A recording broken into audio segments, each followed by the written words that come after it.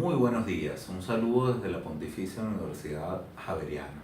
Me ha pedido la profesora Silva que comente algunos elementos sobre balance social. Para hablar de balance social es fundamental pararse en unos lentes, un enfoque. Entendemos el balance social como el reporte de la responsabilidad social de una organización, cual sea. Por ejemplo, en el caso de una empresa sin ánimo de lucro solidaria, pongamos el ejemplo de un fondo de empleados, su responsabilidad social y el balance de esa responsabilidad social con sus distintos grupos de interés puede ser cómo repercute todo el esfuerzo de la empresa en el mejoramiento de la calidad de vida y el bienestar de cada uno de sus grupos de interés. Dicho esto, es necesario plantear que un balance social entonces no es una memoria de actividades, que es lo que se suele presentar. En diciembre hicimos tantas actividades con las mujeres, el Día del Padre celebramos con la familia, etcétera, etcétera. En realidad un balance social trata de ser un balance, es decir, ante cuentas iguales una diferenciación entre 2 años, pero el problema es que no hay un plan único de cuentas de lo social.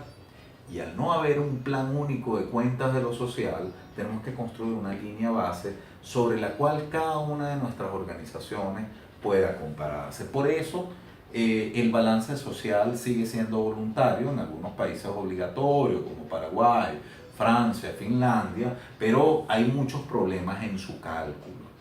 Y además hay muchas formas de calcular el balance social, no hay una sola forma. Y cada vez que hay un actor que plantea que hay una forma única de mostrar un balance social, va a generar sesgos que definitivamente no ayudan al avance del conocimiento en este área. Comentar que, por ejemplo, usted puede hacer un balance social verificando la identidad. Si usted es un fondo de empleados, me interesa que demuestre que cumple los principios de un fondo de empleados, la identidad, por ejemplo, cada uno de los principios de la economía solidaria planteada, por ejemplo, en la ley 454. Y para eso hay una cantidad de indicadores. Por ejemplo, acá tenemos un libro de los vascos que hacen un harto estudio que terminó siendo el balance social de la Alianza Cooperativa Internacional, donde plantean por cada una de las dimensiones qué indicadores pueden demostrarlo. Por ejemplo, ellos dicen, si una cooperativa quiere ser una cooperativa, debe demostrar el control democrático. Bueno, la pregunta es, ¿cuál es la participación de la asamblea? ¿Cuál es el porcentaje de participación? Los procesos de convocatoria, etcétera, etcétera. Bueno, luego puedes tener verificación de planes, de tus planes de desarrollo, los cumpliste o no los cumpliste. Puedes tener un balance basado en el cumplimiento de los principios de la organización, la visión, la misión, el objeto social. Puedes tener instrumentos como los ingleses que hablan de un retorno social de la inversión, es decir, por cada peso que usted invierte, cuánto le retorna socialmente. Puede tener balances como el de Christian Felber de balance del bien común, que trata de medir la capacidad que tiene una organización para generar bien común a la sociedad, y eso significa crear valor. El valor no es solo económico, sino también social y ambiental, de manera que una organización que crea mucho valor económico, pero destruye valor social y ambiental, no es tan eficiente. Eso es lo que plantea. Hay otra serie de indicadores. A mi juicio, y para ir cerrando el tema, hay 3 áreas de indicadores fundamentales. La primera, usted en su balance social, que denomino integral en una entidad solidaria, debe por lo menos demostrar que usted sí es un fondo de empleados. Es decir, que desarrolla estrategias para atender a los principios de la economía solidaria. Usted puede y debe además demostrar que está maximizando las utilidades sociales netas por cada uno de los grupos de interés.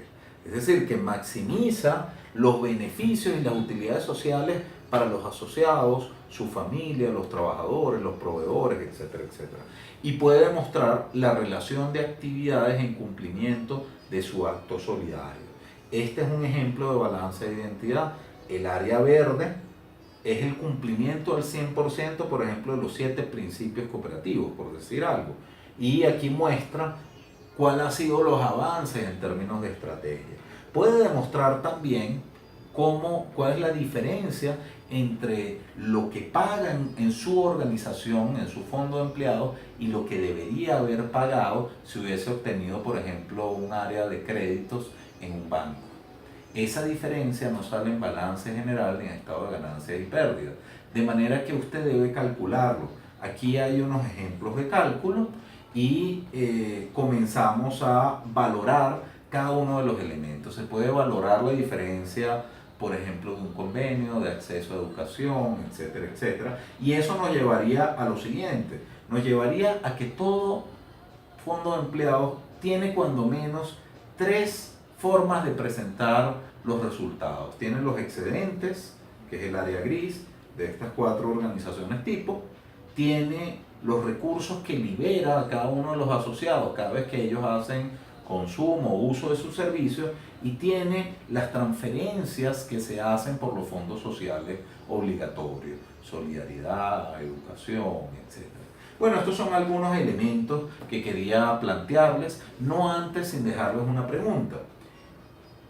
¿Cuál sería la organización más eficiente en el uso de sus recursos?